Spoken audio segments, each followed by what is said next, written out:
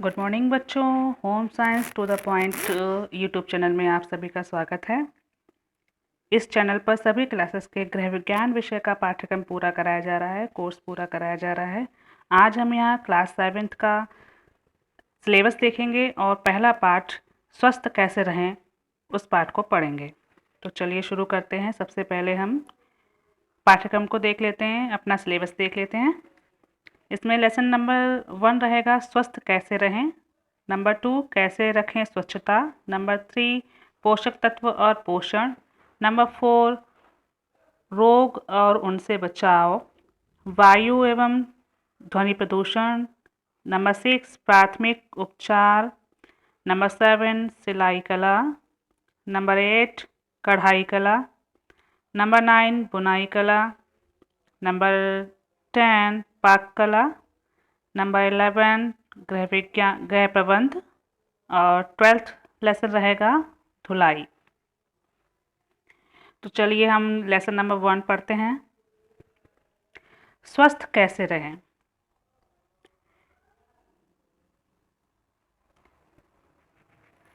स्वस्थ यानी कि कोई बीमारी ना हो, एक ऐसी स्थिति जहाँ पर कोई बीमारी ना हो आपको, और शरीर जो है एक अच्छे ढांचे में हो, सब हाथ पैर आपके ठीक हों और किसी भी प्रकार की कोई भी शरीर में कमी ना हो। तो इस पाठ में ये बताया जाएगा कि आप स्वस्थ कैसे रह सकेंगे और उसी से संबंधित हम आगे प्रश्न भी करेंगे।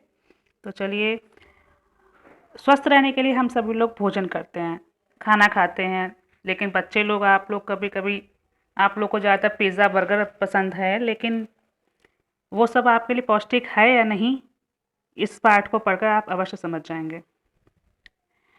भोजन जो हम करते हैं उससे हमें पोषक तत्व प्राप्त होते हैं, जिनमें मुख्य पोषक तत्व होते हैं कार्बोहाइड्रेट, प्रोटीन, वसा, विटामिन, खनिज लवण और जल। यही पोषक तत्व हमारे शरीर के लिए स्वस्थ रहने के लिए आवश्यक होते हैं, हमारे शरीर की आवश्यकता के अनुसार। हर किसी व्यक्ति की, चाहे वो छोटा बच्चा हो या वयस्क हो या बूढ़ा व्यक्ति हो या महिला हो या पुरुष हो, हर किसी व्यक्ति की अपनी अपनी अलग अलग शरीर के अनुसार रिक्वायरमेंट होती हैं इन पोषक तत्वों के बारे में, और उसी के अनुसार उसको वैसा ही अपना भोजन करना चाहिए। अगर यदि हमारे भोजन में पोषक तत्वों की कमी हो जाती है तो उससे कई रोग हो सकते हैं, जैसे कि घेंघा, रतौंधी, बेरी, स्कर्वी, रिकेट्स, मरासमस, क्वाशियरकर, रक्ताल्पता आदि। घेंघा रोग आयोडीन कमी से होता है, रतौंधी विटामिन ए की कमी से हो जाता है, विटामिन बी की यदि हमारे भोजन में कमी है तो बेरी रोग हो सकता है, विटामिन सी की कमी से स्कर्वी रोग हो सकता है,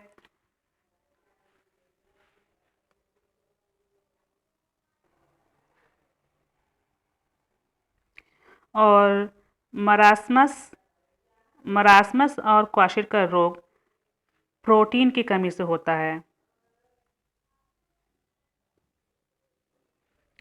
और रक्ताल्पता आपका आयरन की कमी से हो सकता है, जिसको एनीमिया भी कहते हैं। अब इस पाठ से संबंधित प्रश्न उत्तर देख लेते हैं। प्रश्न है, कुपोषण क्या है, इसके प्रकार बताओ। कुपोषण शब्द 2 शब्दों से मिलकर बना है, कु और पोषण। कु का अर्थ है बुरा और पोषण का अर्थ है भोज्य पदार्थ ग्रहण करना। तो इस प्रकार हम कह सकते हैं कि ऐसा पोषण जो हमारे शरीर के लिए हानिकारक होता है वह कुपोषण कहलाता है। तो ये 2 प्रकार का होता है, एक नंबर 1 अपूर्ण पोषण, नंबर 2 अति पोषण। शरीर के लिए निर्धारित मात्रा में कम से कम पोषक तत्वों का मिलना अपूर्ण पोषण कहलाता है, जबकि आवश्यकता से अधिक मिलना अति पोषण कहलाता है। जो हम भोजन करते हैं, यदि उसमें हमारे शरीर की आवश्यकता के अनुसार पोषक तत्व नहीं मिलते हैं तो वो हमारे शरीर के लिए अपूर्ण पोषण होगा, अपूर्ण भोजन होगा।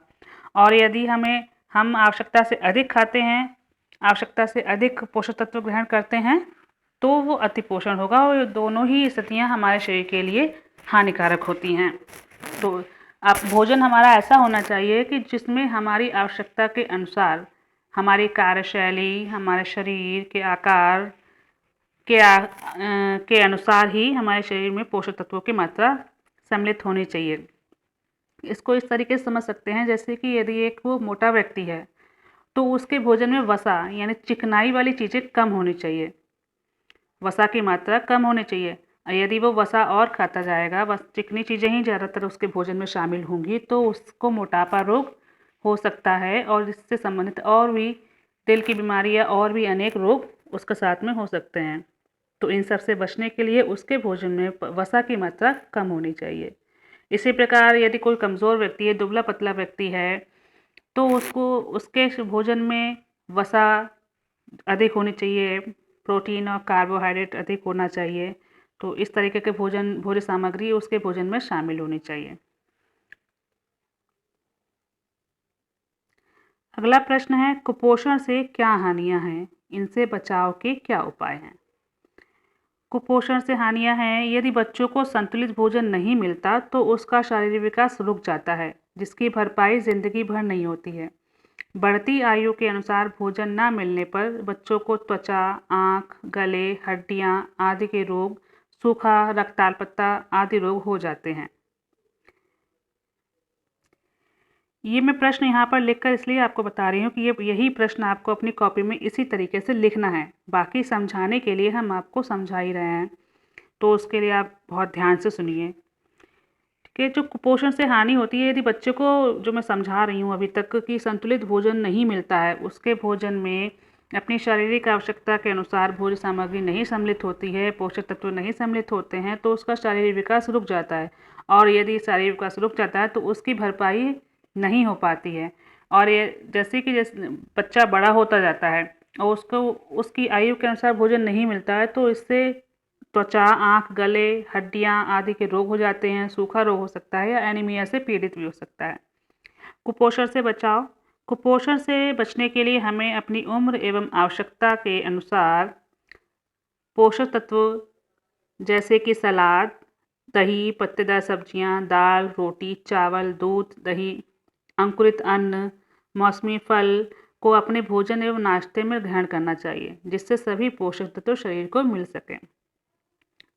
तो कुपोषण से बचने के लिए हमें अपने भोजन में अपनी एज और हमारी आवश्यकता का मतलब है कि यदि आप बहुत वर्क करते हैं, बहुत ज़्यादा शारीरिक कार्य करते हैं तो अधिक ऊर्जा की आवश्यकता होगी।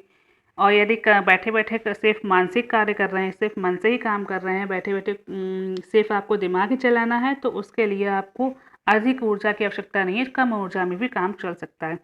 तो इस तरीके से आपको अपनी आवश्यकता के अनुसार और अपनी उम्र के अनुसार अपना भोजन जो है भोजन को संतुलित करना है, जिसमें कि सलाद, दही, पत्तेदार सब्जियां, दाल, रोटी, चावल, दूध, दही, अंकुरित अन्न और मौसमी फल, ये सब अपने भोजन में और नाश्ते में हमें ग्रहण करने चाहिए, जिससे कि शरीर के लिए सभी आवश्यक पोषक तत्व आपको मिल सकते हैं। अगला प्रश्न है, रतौंधी किसे कहते हैं, इसके कारण, लक्षण व उपचार क्या हैं? विटामिन ए की कमी से रतौंधी नामक रोग होता है। इस रोग में रोगी की रेटिना पर छाले पड़ जाते हैं। व्यक्ति को रात में कोई वस्तु दिखाई नहीं देती। यदि लगातार यही स्थिति बनी रहे तो व्यक्ति अंधा भी हो सकता है। इसका उपचार है, प्रतिदिन 100 ग्राम हरी सब्जी खाने से विटामिन ए की दैनिक आवश्यकता पूरी हो सकती है।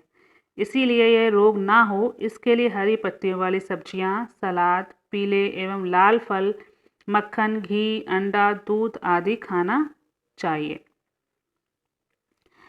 कहने मतलब ये कि रतौंधी विटामिन ए की कमी से होता है। यदि हमारे भोजन में विटामिन ए की कमी होगी तो रतौंधी नामक रोग होने की संभावना हो सकती है।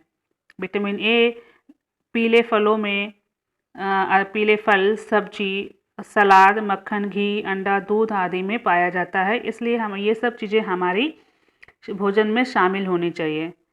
अगर डेली हम हरी सब्जी खाएंगे तो उससे विटामिन ए की जो डेली रिक्वायरमेंट होती है, डेली आवश्यकता होती है हमारे भोजन के द्वारा हमारे शरीर को, तो वो जो कि 100 ग्राम होनी चाहिए। 100 ग्राम अगर हम हरी सब्जी खाएं डेली, तो उससे हमारे शरीर की आवश्यकता डेली की डेली पूरी हो सकती है और रतौंधी नामक रोग से बच भी सकते हैं।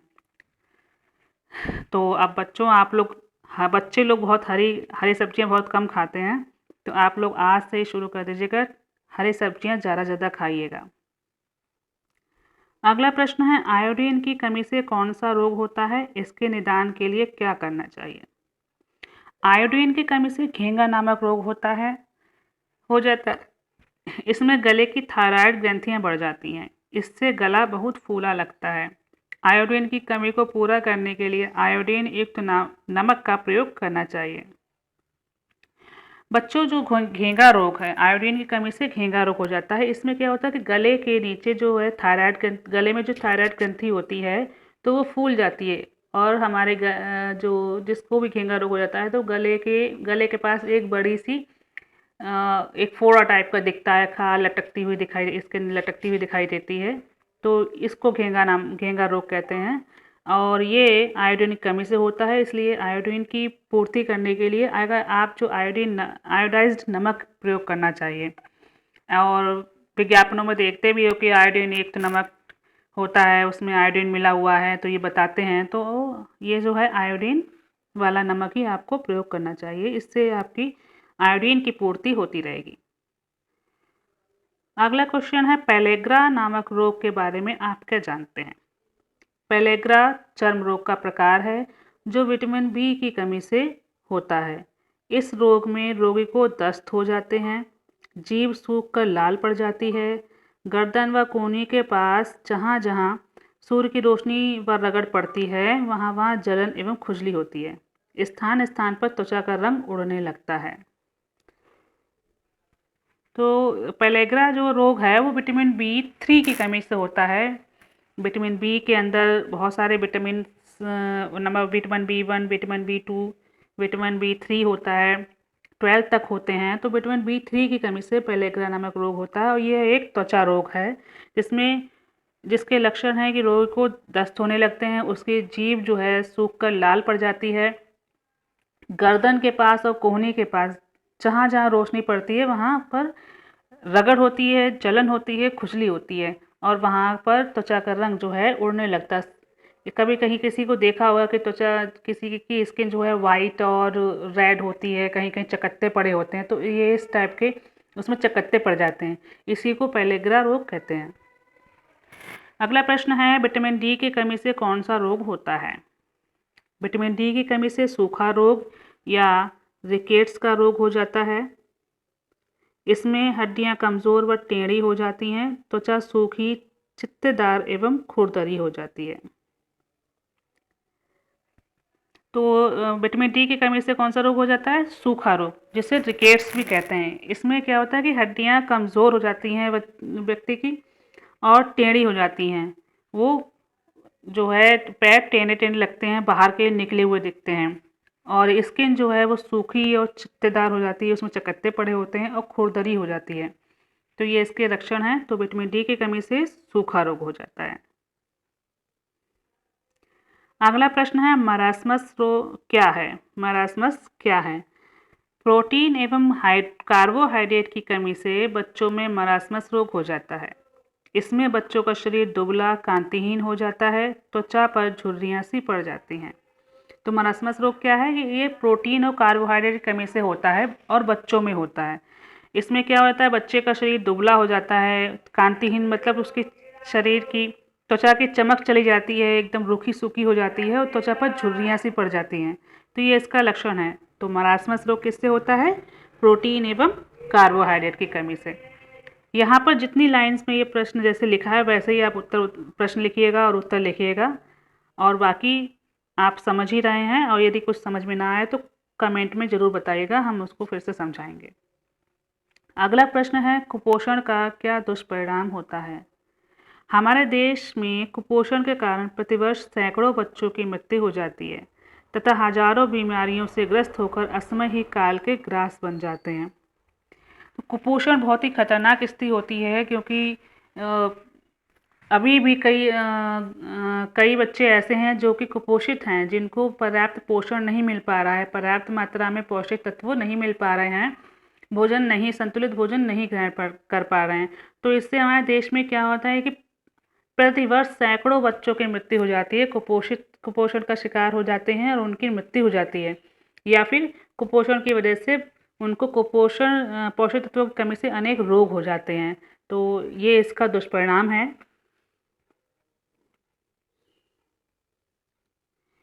तो आज के लिए बस इतना ही है। इस इन सारे क्वेश्चंस को आप सभी लोग अपनी कॉपी में नोट कर लीजिएगा और इसके आगे हम अगली वीडियो में पढ़ाएंगे।